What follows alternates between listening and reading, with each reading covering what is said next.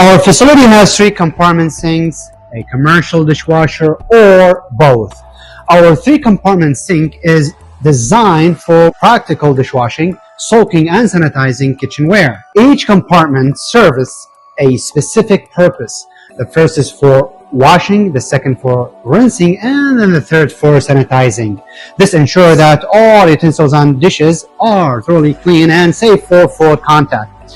We use an EPA registered quad sanitizer for the 3 compartment sinks in our facility. Additionally, we have a high-efficiency commercial dishwasher with advanced washing cycles that guarantee optimal cleanliness and sanitation while conserving water and energy. In our facility, we use an EPA registered chlorine sanitizer for the dishwasher. So, EPA registered quad sanitizer is used for the 3 compartment sinks, while EPA registered chlorine sanitizer is used for the dishwasher.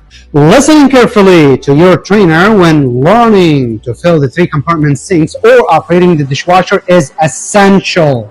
Always follow the steps provided during training and avoid mixing any chemical ingredients.